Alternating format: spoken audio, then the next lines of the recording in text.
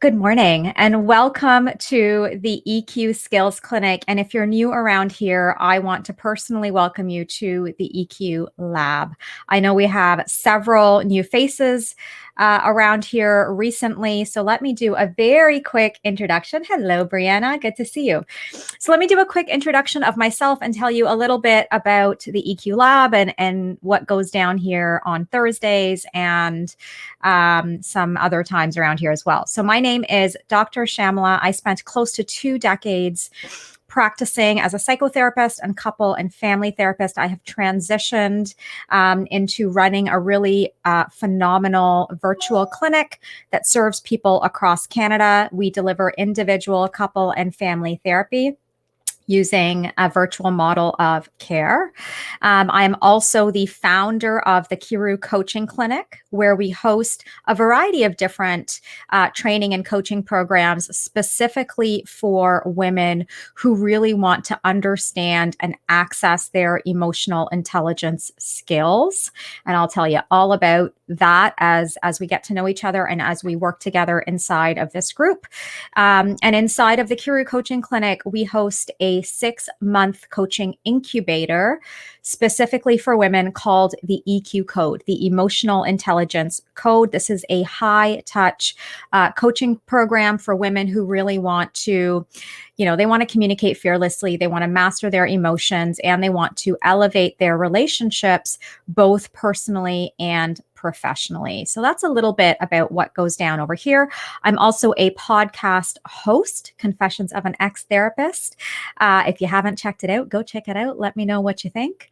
And I've been a media expert for national television for over a decade. I'm also a wife and a very proud mom of an incredible 11-and-a-half-year-old daughter. You will hear lots and lots about my family the more that we get to know each other. So I want to welcome you here. The EQ Lab is my gift to you. It's a free community that is full of, number one, incredible women who are committed to the exact same goals. We are all here because we're committed to showing up as our best selves. We're committed to reprogramming our subconscious thinking. We're committed to reprogramming old patterns so that we're really able to unlock every single level of success that our heart desires. So that's what this community is all about. This is also the place where we deliver a lot of free content and free teaching. I show up here every single week, Thursdays at 10 a.m. Eastern Time, to deliver some teaching for you, some teaching around emotional intelligence. We cover topics around mindset skills, communication skills, relationship management skills, and leadership skills. These are the 4 facets of emotional intelligence that are really going to propel your success. And so those are the areas that we focus on here inside the EQ Lab. And if you are a bit of a social media junkie, like some of our members are, you can also follow me over on Instagram. My handle is dr.shamlakiru, Dr. Shamlakiru. So you can find me over on Instagram as well. So today we are going to be talking specifically about a skill related to emotional mastery. It's a skill related to your mindset. We're going to be talking about the difference between adaptive and maladaptive patterns of thinking. Adaptive and maladaptive patterns of thinking.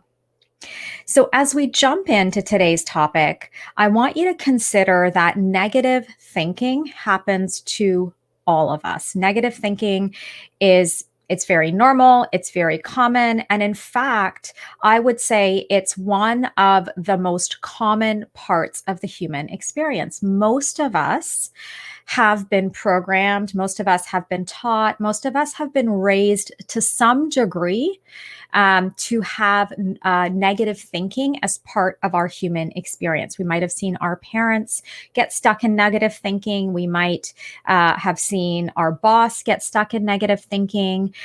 We might have had peers or friends that would share things with us that would indicate negative thought patterns. So it's very, very common, very, very normal. Okay. The other thing I want you to consider and think about is that not only is negative thinking normal, it's also adaptive. So, what do I mean by that? At one point in our lives, we adopted certain patterns of thinking because they actually helped us to adapt to our current environment. Okay. So, let's say you're bullied in school. Okay. Let's say you had a lot of peer pressure in school. You didn't feel accepted. You felt a sense of rejection as a young child in school. You may have developed a pattern of thinking that told you that maybe you're unlovable or that people aren't safe or that you can't trust people. Okay. So we have a predisposition to adopt thoughts that actually aid our survival. Okay, we have a predisposition to adopt thinking that actually aids our survival. So, considering consequences or possible negative outcomes and preparing for danger, these are all protective strategies. These are all ways that we have learned and we have conditioned ourselves to keep ourselves safe, to keep ourselves protected, to free us from danger, to reduce the threat that we might be perceiving. Okay. So these are all normal protective strategies that we have developed. Here's the thing, though, that often happens is a strategy that may have served you at one time in your life may no longer be serving you. I want you to really think about that. I want you to really consider this truth. Are there strategies? Are there things that you do or things that you don't do that perhaps served you during a particular moment or a particular time in your life, a particular season in your life? And perhaps they are no longer serving you. So let's see, let me try to think of an example. So, for example, um, perhaps there was a time in your life where you were really nervous about meeting new people. Okay. I'm trying to think about something off the top of my head here. You were nervous about meeting new people. You were nervous in social situations. And, this is common for a lot of people, especially in their younger years. And perhaps what you did is you would avoid social situations. You would avoid social events. You might avoid dinner parties. You might, avoid those scenarios that made you feel really uncomfortable. Perhaps your anxiety was really high around social situations. So you began to avoid it. So during a particular season of your life, that might have helped you. It might have helped you to cope. It might have helped you to bring that anxiety down to some degree. It might have helped you to maybe even seek some support. Okay, so it might have helped you in some way. But at some point, the strategy that you used to reduce your anxiety may actually be making things worse. Okay. So the very strategies that you may have been using at a particular point in your life may actually now be holding you back or blocking you or hindering your progress and success. So that's what I want you to begin to think about is the strategies that I have used throughout my life, or perhaps even just for a season of my life. Could I possibly reevaluate some of those strategies to determine whether or not these strategies are actually helpful to me or if they are hindering me? So, the goal when we think about emotional mastery as it relates to our thinking patterns, the goal is not necessarily to avoid negative thinking altogether. I don't want you to make that the goal. I don't want you to, I was doing a private training yesterday about emotion and energy inside of communication. And one of the group members inside of that private training asked, how do you really get rid of negative thinking? How do you get rid of negative thoughts? And something I want you to consider is that the goal is not to get rid of negative thoughts, because the reality is it's not really realistic. It's not realistic, especially if you've had negative thinking patterns for a long time. Those negative thoughts are going to pop up. That's normal, right? It doesn't mean you're not progressing. It doesn't mean you're not improving. It doesn't mean you're not growing and expanding. Okay. The goal is not to get rid of negative thinking altogether. The goal is to actually discern between adaptive and maladaptive patterns of thinking. That's the goal. The goal is to slow down enough and to have enough self-awareness that you are thinking critically about your thoughts. You're actually examining your thoughts. You're actually paying attention to your thoughts. You're listening to your thoughts. You're not just allowing thoughts to take up real estate in your mind, right? You're not just allowing thoughts to live there, live inside of your mind. What you're doing is you're actually trying to discern between adaptive and maladaptive thoughts.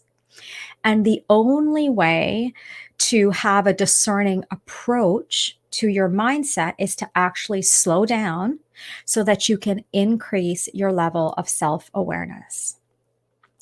So here are some ways you can begin to discern the difference. Like an overall principle that you can use to discern the difference between adaptive and maladaptive thoughts is that maladaptive thinking or adaptive thinking, is supportive to your functioning. Adaptive thinking supports you. Think of it that way. Adaptive ways of thinking, healthy ways of thinking, they're actually thoughts that support you.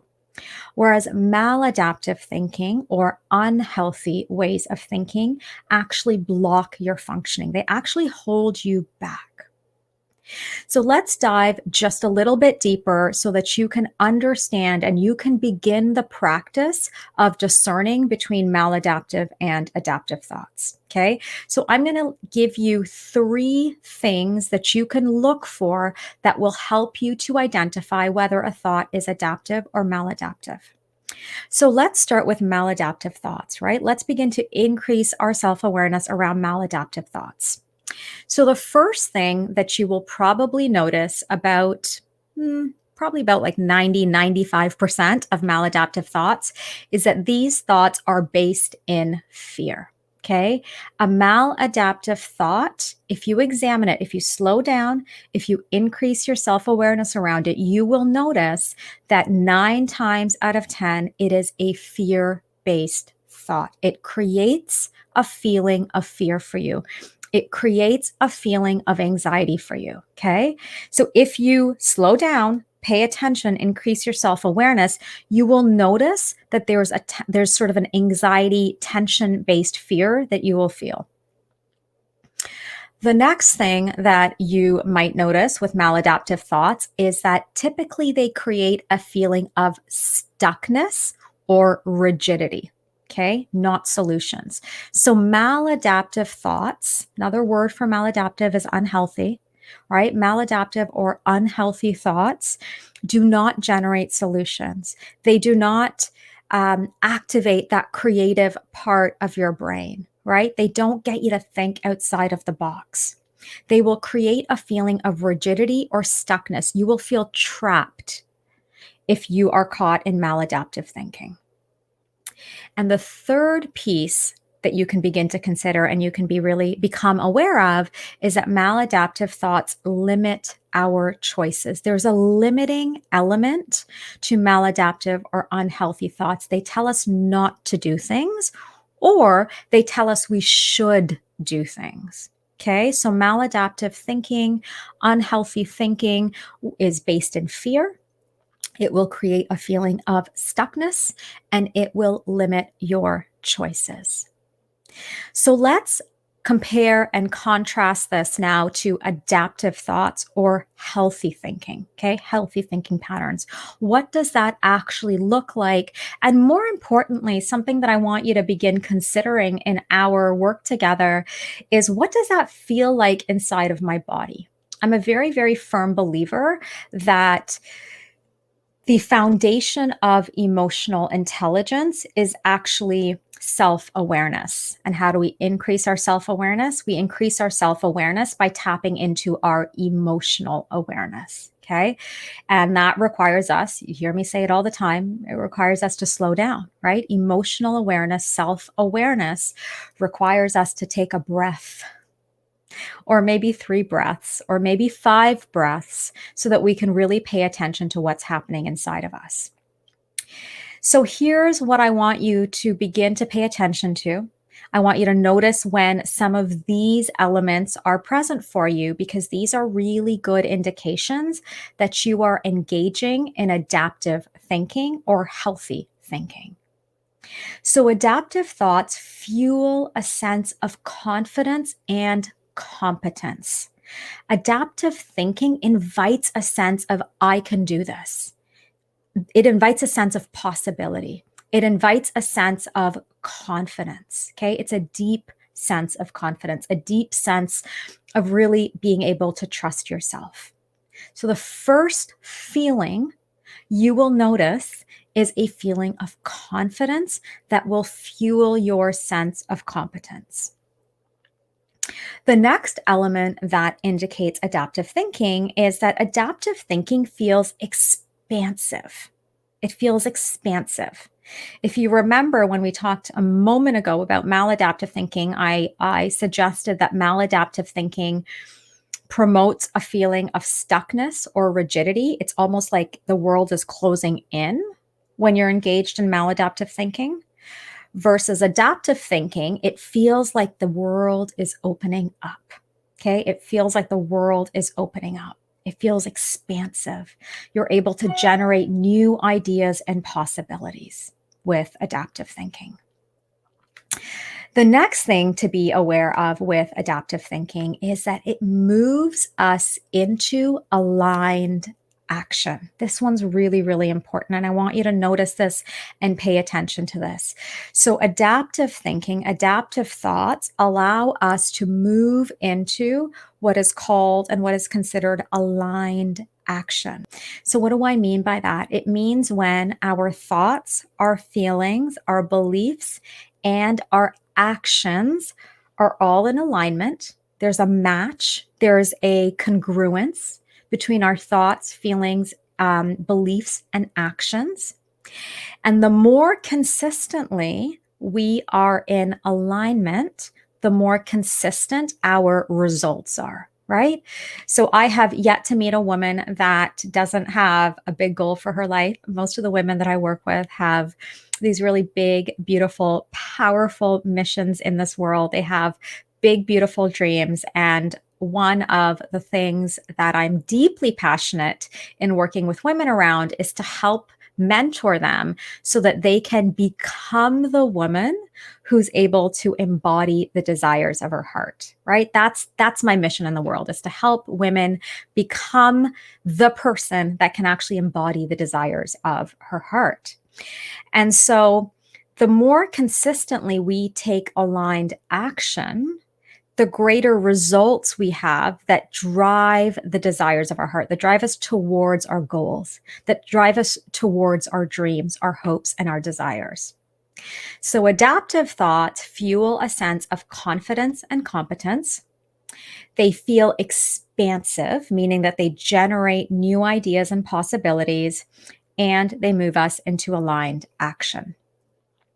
So I want you to begin the practice of simply noticing the quality of your thoughts. Notice the quality of your thoughts. I want you to begin to discern between maladaptive and adaptive patterns. And I want you to try to continuously adopt more adaptive ways of thinking in order to increase your freedom and impact towards your mission. So, if you are joining me here inside of the EQ Lab, whether it's live or the replay, just let me know.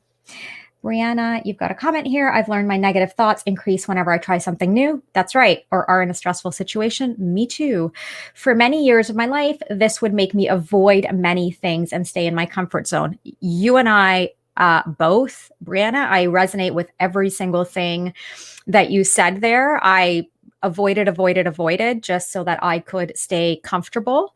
And when I learned the power of facing my fears and doing the things that are outside of my comfort zone, that is truly when my life began to be far more expansive. So I'm so glad that you shared that.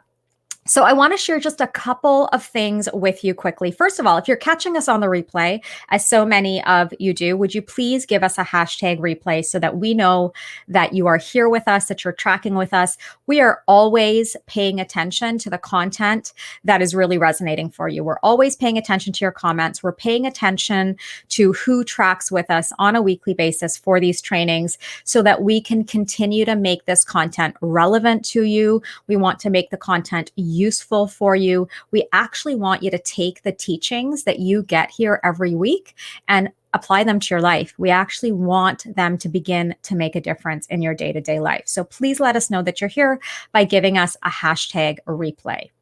I want to share just a couple of really quick announcements with you as we move into August. Is that even happening right now? I can't believe it's August 5th at the time of recording this live.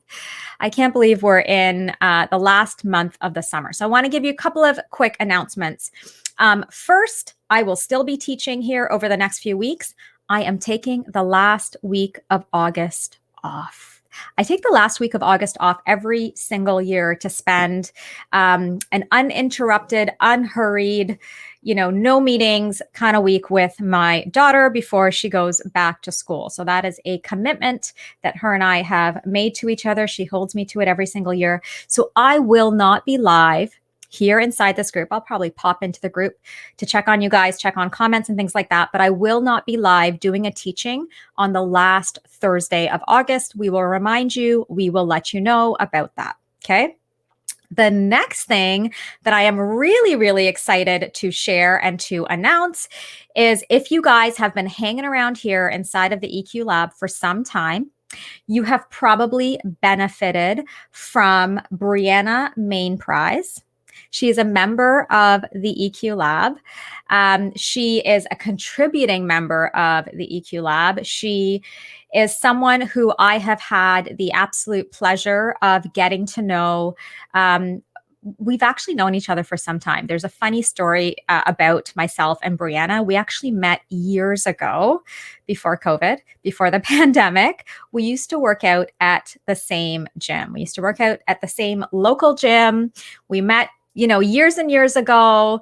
And at that time, she was telling me that she was, I think, about to do her master's in counseling psychology. I was like, oh, I've got a clinic in counseling psychology just up the street from here.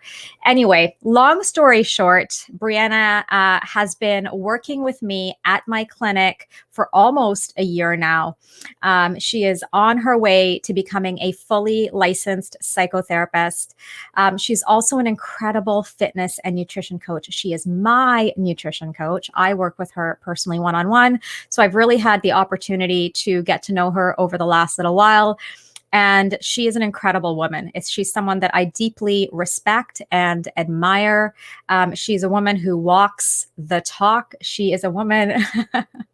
She's a woman who absolutely practices what she preaches. I might get emotional because if you guys know me, I get emotional. And I'm so excited to share with you that she has joined our coaching clinic. She's joined me over on the Kiru Coaching Clinic side. She is here to serve alongside me. She's here to serve you guys. She's here to serve this community. She is going to take on the role of our new community manager. She's going to be serving inside of this group. She's probably going to be supporting us over in some of our private coaching programs like the EQ Code and some of the smaller programs that we deliver. She's just really well positioned to support this community, to support your growth, and to really continue to enhance the experience that you have here. So I am so, so excited to welcome her. I just wanted to make a quick announcement about that. We will share more details about who she is and her role and things like that as we sort of move through August, and then we'll do a little bit more of a more formal welcome in the fall when things are kind of back on track. Krista, who has also been an incredible, incredible member of this community. And most of you will know her. She has been serving on this team for several months now. Krista is still going to be part of this community. Krista was part of this community before she was even working with me on my team. She was an avid listener of the podcast and the teachings inside of here. She is all about EQ, and she is still all about EQ. And she will still be here inside of this community. However, her work life has just taken her in another direction. And so she will no longer be serving as a community manager. It's been a really beautiful transition between Krista and Brianna. We are still working some of the back end details out. So just want you all to be aware of that. All right, my friends. Well, that is it for me. I hope you guys have an amazing Thursday, and I will see you next week.